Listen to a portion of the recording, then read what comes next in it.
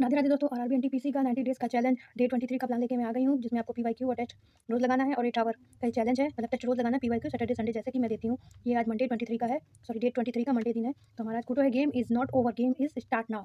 अब आप जब से पढ़ना स्टार्ट करते हैं, अब तक आप नहीं पढ़ते तब तक आपका गेम ओवर होता है, बट अब आपका स्टार्ट हो गया। इसलिए टाइम के अकॉर्डिंग आपको ध्यान से पढ़ते जाना है। इसलिए डोंट अपना टाइम वेस्ट मत कीजिएगा, प्लीज़ प्लीज़ मैं आपसे रिक्वेस्ट कर रही हूँ। सही टाइम पे सही स्ट्रैटेजी के साथ सही प्लान से आप पढ़ते रहिए। नहीं पढ़ेंगे तो आप ही का नुकसान होगा। दिन पे दिन डेट निकलती जाएगी, फिर जैसे एज निकल जाएगी, टाइम निकल जाएगा, अभी आपको फ्री हैं, आप पढ़ सकते हैं, प्रॉपर टाइम है। अब जैसे मेरा है, मैं घर के थोड़े काम करती हूँ तो उसका प्रॉपर टाइम नहीं दे पाती हूँ। लेकिन ऐसे बहुत से लोग हैं जो काम भी नहीं कर रहे हैं, कुछ भी नहीं कर रहे हैं, सिर्फ मोबाइल चला रहे हैं। तो उनके लिए ये अच्छा है, मौका है जिसमें ज़्यादा सिलेबस भी नहीं है और अपना अच्छा से पढ़ सकते हैं, एक अच्छी सी नौकरी पा सकते हैं।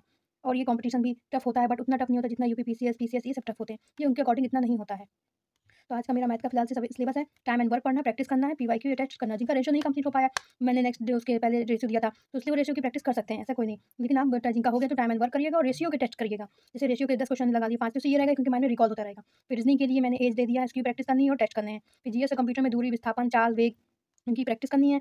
स्मॉल टेस्ट देना है। फिर जीके करंट अफेयर में राष्ट्रीय उद्यान पढ़ना है, राज्य की नीति निर्देशक तत्व पढ़ना है और प्राचीन साहित्य चित्रकला, मध्यकालीन साहित्य चित्रकला, इन सबको पढ़ना है। फिर एक इन लोगों का शॉर्ट टेस्ट देना है। इसलिए ओवरऑल मैं यही कहूँगी, जितना भी हो जाए रात को सोने से पहले 1 घंटा प्रयास करिएगा कि जो याद करने वाला प्रोसेस है, ये दोनों इनको समझ के याद कर लीजिएगा। ये दिन का काम हो गया, आप आराम से प्रैक्टिस कर सकते हैं। इसलिए कोई प्रॉब्लम नहीं है, 8 आवर आराम से निकल जाएगा। दिन धीरे-धीरे निकलता ही जा रहा है। देखिए कहाँ हम लोग 23 डेज़ में पहुँच गए हैं। धीरे-धीरे ऐसे ही 90 डेज़ चैलेंज भी कंप्लीट होगा। बट ये मैंने अपने आप को चैलेंज दिया, तो आप भी अपने आप को चैलेंज देके देखिए। ऐसे कमज़ोर मत बनिए। एक बार चैलेंज देके तो देखिए, छोटे-छोटे टास्क लेके चलिए और चैलेंज दीजिए, देखिए आप पूरा कर पाते हैं या नहीं।